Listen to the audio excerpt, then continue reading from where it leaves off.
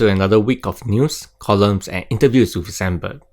Okay, to be honest, we've had a lot less news in the past few weeks because we've been focusing on columns that offer solutions to many of the problems that we face today in Japan. Anyway, I'm sure you don't mind, right? So today we'll be looking at 4 articles. One about what Russians think about the Ukraine invasion. One about vegan dairy products. We have an interview about Japan's Shojin Ryori, and one about Japan's new plastic recycling law. Very, very interesting topics. So let's not waste any more time and let's jump in.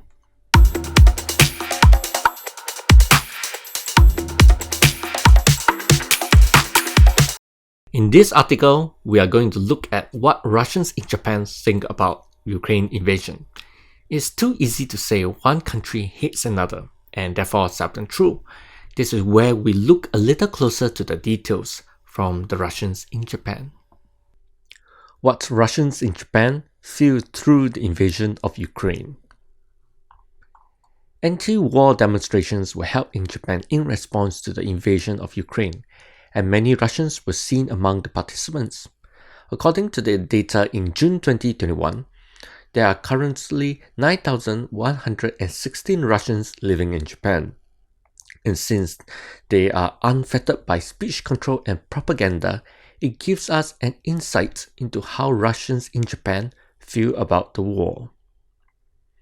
Freedom of expression restricted even in Japan.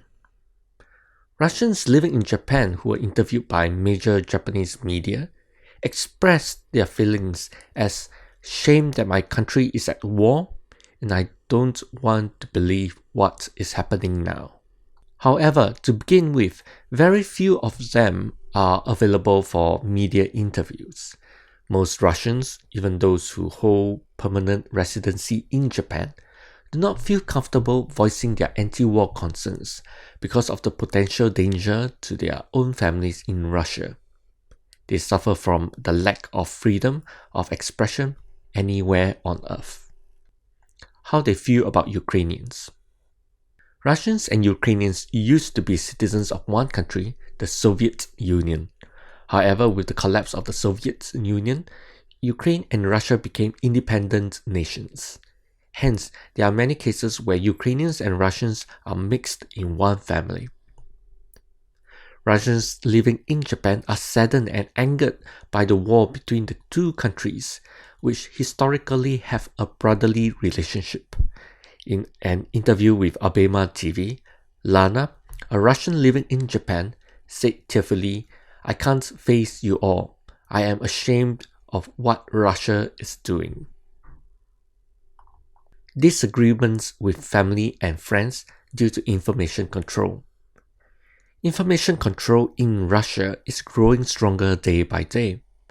Some Russians living in Japan are suffering from family divisions because their family back home blindly trusts the Russian domestic media and interprets the military invasion as the right thing to do.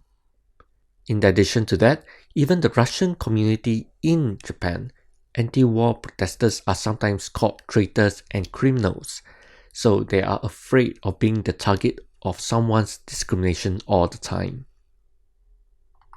Japanese attitudes toward Russians. Moreover, sadly, there are many slanderous remarks against Russians on some social media in Japan. There are some cases of silent phone calls and other harassment at Russian restaurants and product fairs. They truly desire that people understand this is Putin's war and it doesn't mean all Russians want a war. On the other hand, many have also stated that the war has made them keenly aware of and grateful for the true kindness of the Japanese people. For example, Yona, a Russian YouTuber living in Japan for 8 years, shares stories that she was cheered up by her colleague, friends, those she met in daily life, worrying about her mental damage in her videos. Media literacy behind the struggles of Russians in Japan. No doubt what we want most now is the war will end as soon as possible. At the same time, we need to address challenges the war has revealed. Through this war, what has become clear is the low level of media literacy of the people. Sometimes people blindly believe information and cannot consider the thoughts of people in front of them, even if it is the opinion of a trusted family member. Also, many discriminations and hate speeches are created by judging things from one standpoint. In order for people to live together in mutual respect, we need to understand the power of information and learn to examine information neutrally from various perspectives. Veganism is picking up slowly in Japan, as it is gathering more attention for its merits, especially in terms of the environment. While it can still be a little hard to find vegan alternatives, this next article shows us that there are vegan dairy products available to pick up in Japan. Milk, cheese, ice cream. Vegan dairy products you can buy in Japan. Veganism, which abstains not only from meat but also from eggs, dairy products, honey, and other animal-derived foods, may seem difficult to practice in Japan. Recently, however, more and more dairy products are becoming available for vegans to choose from. Milk. Nix Milk. Nix Meats Corporation, a manufacturer of plant-based meat alternatives, has launched Nix Milk 1.0, a plant-based milk. This milk is made from oats and contains no animal ingredients, giving it a fruit body, refreshing sweetness. Because it contains no animal dairy ingredients, it is a new option for those who are allergic to milk or lactose intolerant. It can be used not only for drinking on its own, but also for making lattes, cooking, and baking sweets. Cheese. Tokyo Veg Life Fox Mage. Tokyo Veg Life is a YouTube channel that focuses on vegan, yoga, and eco-themed content. Creator Natsuki collaborated with Japan Oishi Lab to create this amazing 100% vegan cheese together. It is carefully handmade with organic cashews and local ingredients, fermented with original lactic acid bacteria in the mountains of Nagano Prefecture. This cheese is soy-free, gluten-free, safe and secure with no artificial flavors, colors, or preservatives. Top Value Vegetative. This vegan shredded cheese is made primarily from soy milk and coconut oil instead of raw milk, and is quite a close replica of the mildness of real cheese. As a cheese substitute, it can be used for toast, pizza, gratin, and many other dishes. It's incredible how even cheese can be substituted with plant-based products. Ice cream. Park. Miyako Nojo Brown Rice Ice. Ice cream is one of the most enjoyable things to savor in the hot summer. This vegan ice cream is made from organic brown rice carefully grown by farmers in Miyazaki Prefecture.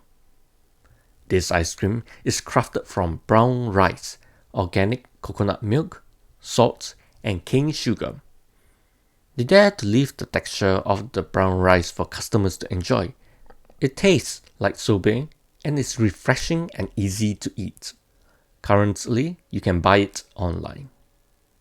The products introduced here are delicious and nutritious to eat, not only for vegans but also for non-vegans.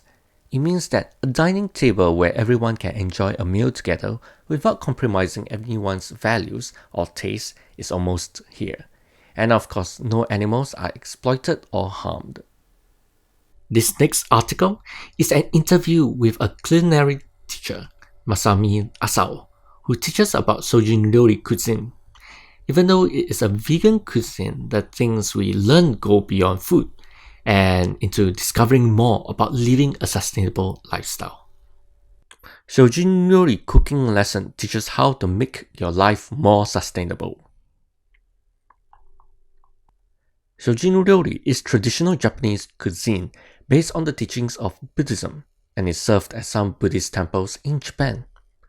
You probably know that it is served without fish or meat, but that's not all. Shojin Ryori, which has a history of 700 years, has a lot of tips to make your life more sustainable and improve well-being. How Akasaka Teran started. Akasaka Teran is a cuisine workshop in which you can learn such Shojin Ryori cuisine. It is in Jokokuji Temple, located quietly in the town of high buildings in Akasaka, Tokyo. The teacher, Masami Asao, is originally a registered dietitian and started to make Shojin Ryori when she got married to the Buddhist priest of Jokokuji Temple. She studied Shojin Ryori by attending the Shojin Ryori cooking lesson in Torin-in Temple in Kyoto monthly. She wanted to give someone the knowledge she learned, so she decided to start Akasaka Teran 13 years ago. Since then, she continued the Shojin Ryori cooking lessons using seasonal ingredients. The lessons are also popular among people from abroad. In fact, students from Poland, Ireland, Spain, and Israel came to learn Shojin Ryori. She also visited the US almost twice a year to lead Shojin Ryori cooking lessons in New York and Los Angeles. She offers monthly online lessons on Zoom since she stopped visiting the US because of the pandemic. Some people come to the lesson for the purpose of dieting and losing weight at first, but they become interested in the deliciousness of Shojin Ryori and understand it takes a lot of time and effort to make it, she said.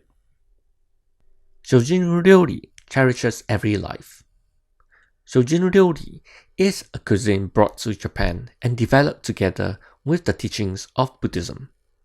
Its original rules require eating simply and forbid killing any living animals.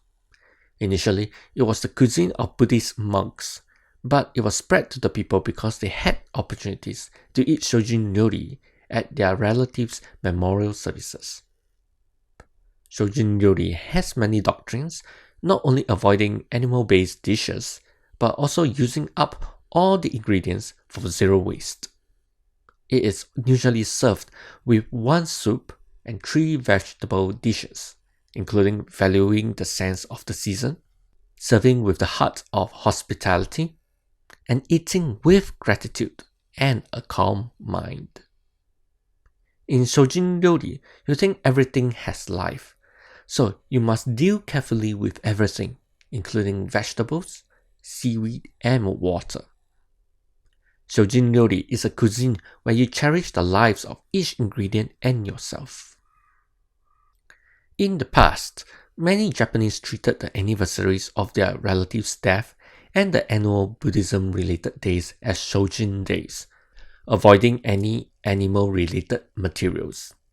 I had the same experience when I was a child. However, such traditions are disappearing among nuclear families and in the age of plenty. Shojin Ryori is not familiar to many Japanese people anymore. On the other hand, more and more people are becoming vegan or vegetarian worldwide from the perspectives of climate change countermeasures and animal welfare. Part-time vegans who take in vegan food once a week also seem to be familiar to the idea of a Shojin day. Shojin Ryori is probably the dietary method the world needs now. Kimpira is the recommended dish for Shojin Ryori beginners. To the Shojin Ryori beginner, Asao recommends the dish Kimpira. Kimpira is made by chopping vegetables into small pieces and stir-frying them in oil. It doesn't need any time-consuming process, and the texture is easily accepted. Burdock is usually used in Japan, but you can use any vegetables for kimpira. She recommends using carrots, lotus roots, and peppers for Japanese food beginner. Furthermore, she recommends the idea of valuing the appearance of food. In some countries, you may order and receive a fully poured cup of coffee.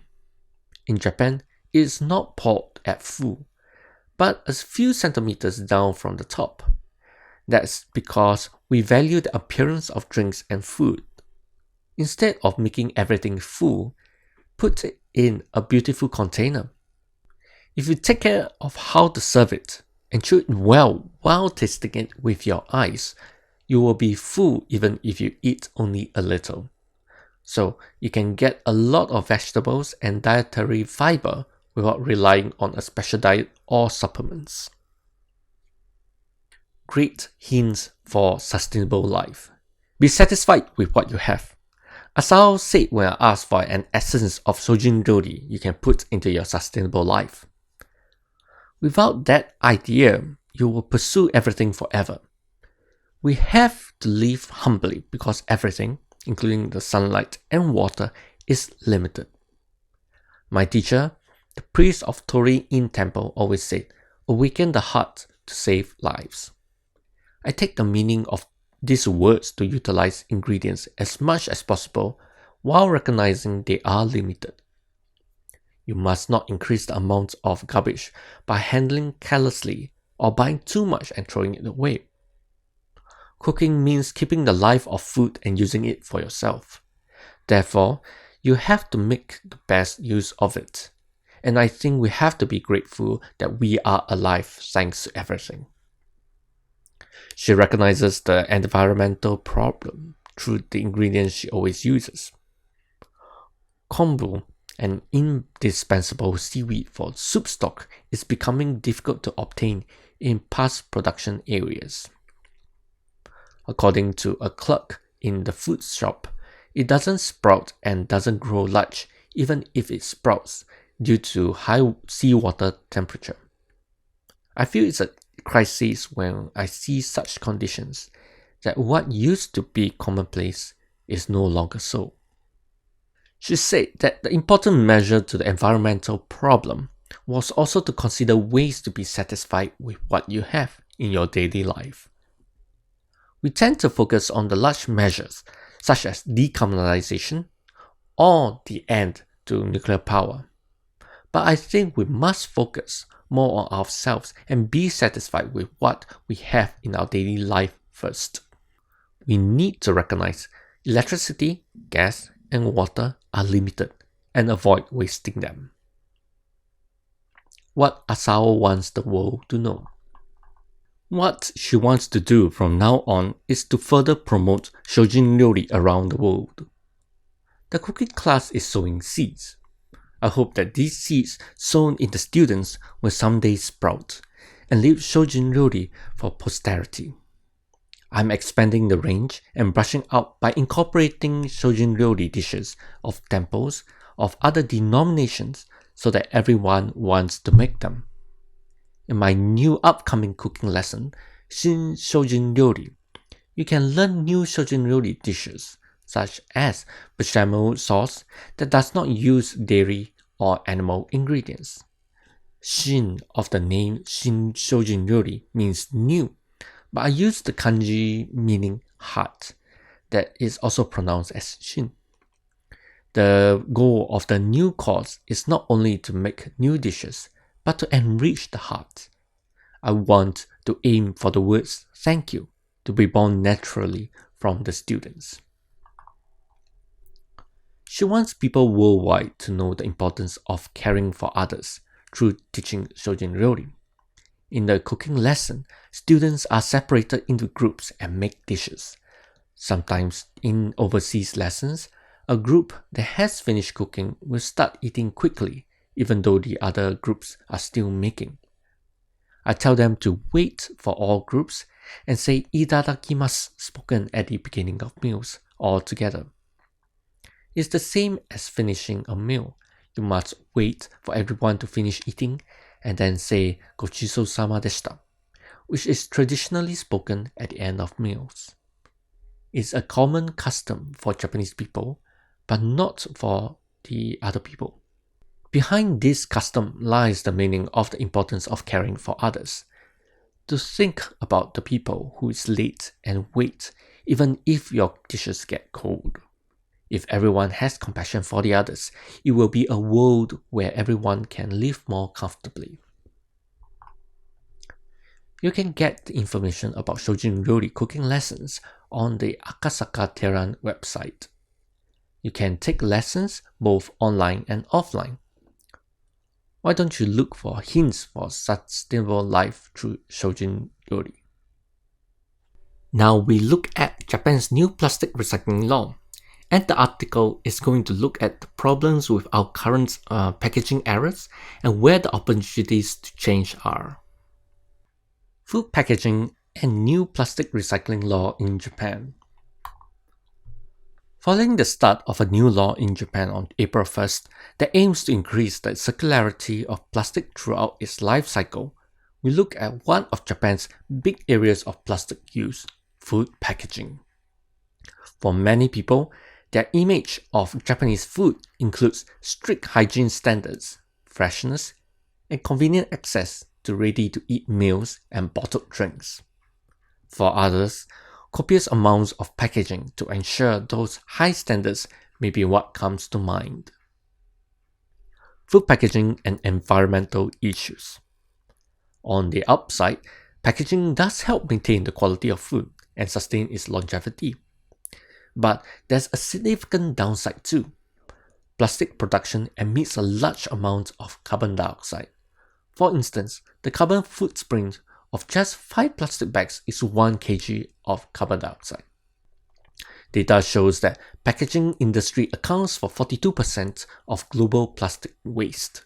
Since carbon dioxide is one of the greenhouse gases that are raising global temperatures, plastic packaging plays a considerable role in causing climate change. This is why Japan is trying to reduce plastic production by increasing the circularity of it as a resource. According to eStat in Japan in 2018, more than 450 tons of PET bottles were reused, and even more were produced overall. More than 230 tons of paper packaging was reused, and more than 550 tons of plastic packaging was reused. The differences between packaging produced and used is due to recycling. Some data show that the recycling rate of plastic packaging waste in Japan is 57%, and for paper packaging waste, it's 24.5%. For plastic recycling, that's a good number in comparison to the rate of 40.9% for the EU in 2016. However, recycling is not a solution. It requires energy, emits greenhouse gases, and crucially, much of the plastic can only be recycled once or twice. Meanwhile, there's still a large percentage of plastic packaging waste that wasn't recycled. In 2020, Japan exported more than 800,000 tons of plastic waste, making it the top exporter of plastic waste in the world. Since China banned the import of plastic waste in 2019, Japan's plastic waste is now being sent to Southeast Asia countries such as Malaysia, Vietnam, Indonesia, and Thailand. The majority of that exported waste ends up in landfills. In many cases, those landfills are not well managed and may emit greenhouse gases and pollute the surrounding environments. Plastic packaging versus paper packaging. So, paper packaging must be a better alternative than plastic packaging, right? Since most modern plastics are derived from fossil fuel-based chemicals like natural gas and petroleum, paper would be the more sustainable choice. Recently, Nestle Japan changed its packaging from plastic-based to paper-based. This move by a market-leading company has spurred many other companies to follow suit. But how significant of a change is it?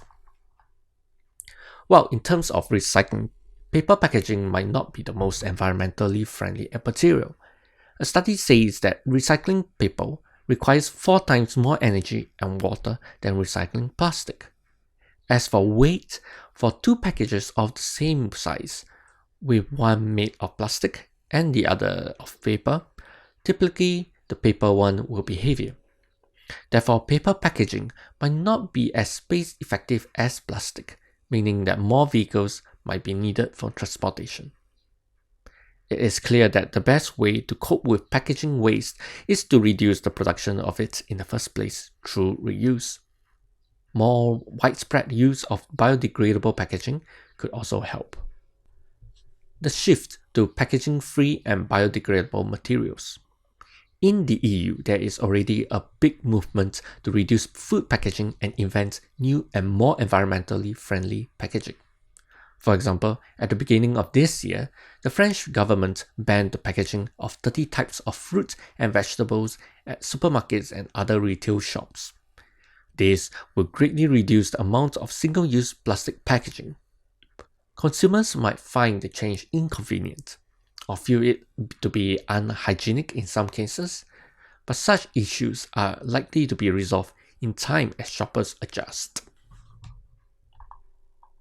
In the Netherlands, a company called Paper Foam has been developing innovative packaging products as eco-friendly packaging solutions. Their egg carton is one example. While conventional egg cartons are made of plastic, molded pulp, or sometimes styrofoam, this new carton is made from starch, cellulose fibers, and water. That means it can be composted at home after use. It will be great to see these cartons on Japanese supermarket shelves in the near future. Japan's new Plastic Resource Circulation Act. In April, the Ministry of the Environment implemented a new law, the Plastic Resource Circulation Act. The main principle of it is to use subsidies to encourage companies to reduce the production of single-use plastic and develop and adopt more circular product designs and systems. Examples include refill products that use less voluminous packaging and product collection points run by the companies for recycling purposes.